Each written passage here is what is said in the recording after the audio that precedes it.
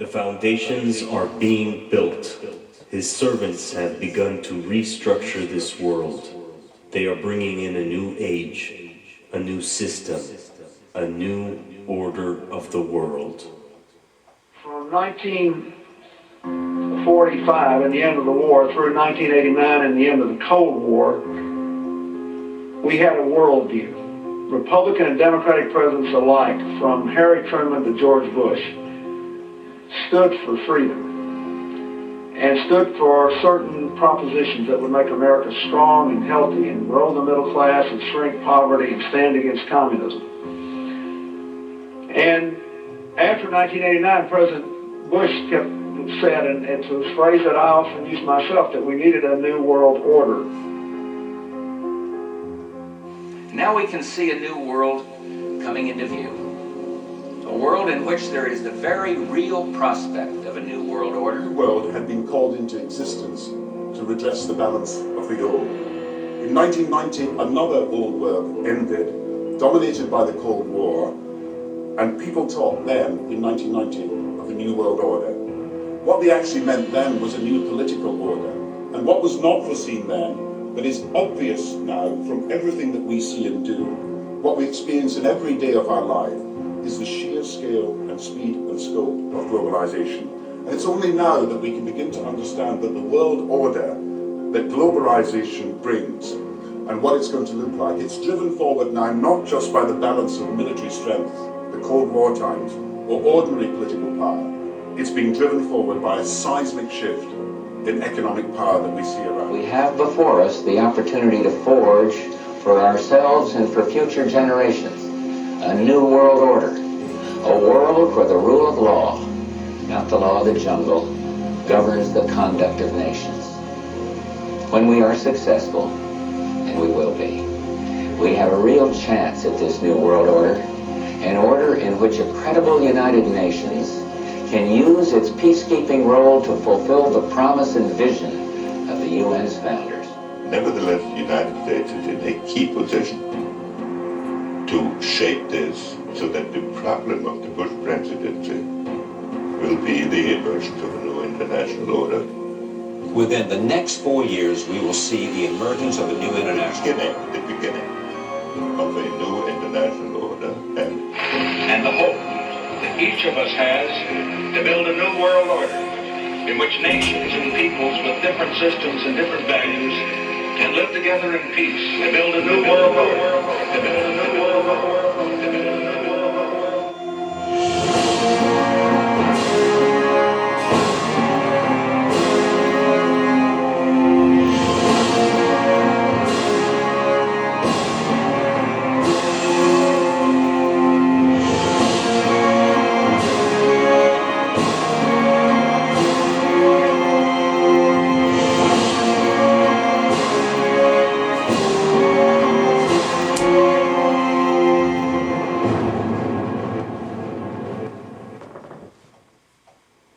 Modern Western civilization has an unwritten conception of the end of history, which is connected with the Holy Land. There is an actor at work in modern Western civilization.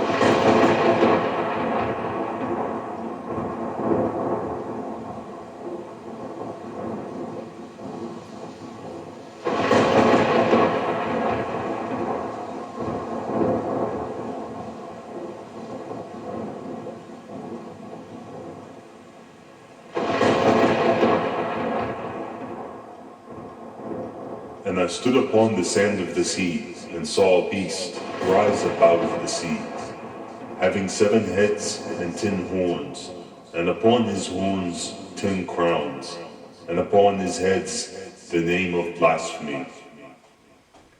And the beast which I saw was like unto a leopard, and his feet were as the feet of a bear, and his mouth as the mouth of a lion. And the dragon gave him his power and great authority. And he causeth all, both small and great, rich and poor, free and bond, to receive a mark in their right hand or in the foreheads, and that no man might buy or sell, save he had that mark, or the name of the beast, or the number of his name. Here is wisdom.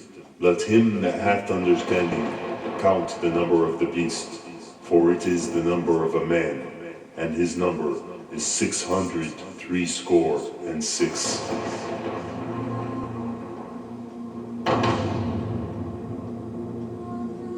When dealing with the subject of Antichrist's servants, research will show that symbols are of utmost importance to the ones who currently hold control. One of the most commonly used symbols in this world is the Royal Coat of Arms. The British College of Heraldry, using a system of guidelines over 500 years old, designed the Royal Coat of Arms. But what makes this symbol so fascinating? Firstly, the Royal Coat of Arms reveals Britain's Hebrew origin. When compared to the Bible, the harp symbolizes Hebrew King David. The biblical roaring lion and the unicorn holding up the shield symbolizes the nation of Israel. However, these are just minor details in a sinister plan. The Royal Coat of Arms as a whole contains all of the symbols referenced in the Book of Revelations, describing the Antichrist Dajjal himself. Do you notice the 10 lions with their 10 crowns in the shield? The feet of a bear, the body of a leopard, and the mouth of a lion. The dragon that gave him power and authority. Has the symbol of the Antichrist become so widespread that it is found in virtually every home on the planet?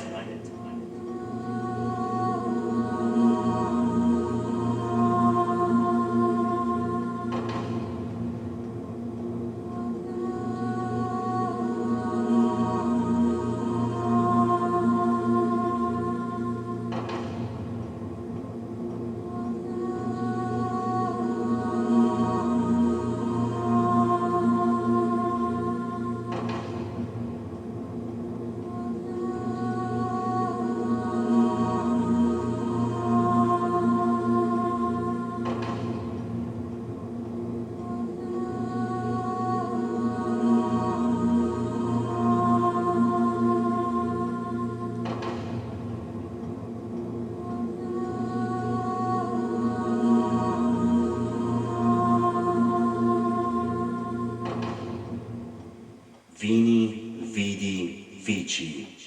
I came, I saw, I conquered. What do we make of this? If that was the end of the story, that is already strange enough, but there's more to come. We're talking about a clique, an elite group, whose religion is not the Old Testament, the Illuminati Jews, okay, the rich Zionist billionaires who have grouped themselves together in various organizations and control, as you will see, they control the United States of America, they control Russia, the world's supposed second greatest power, and they control even the Middle East through having the nation of Israel there in its midst, with over 400 nuclear weapons and chemical and biological weapons. And they control the whole world through the power of the United Nations.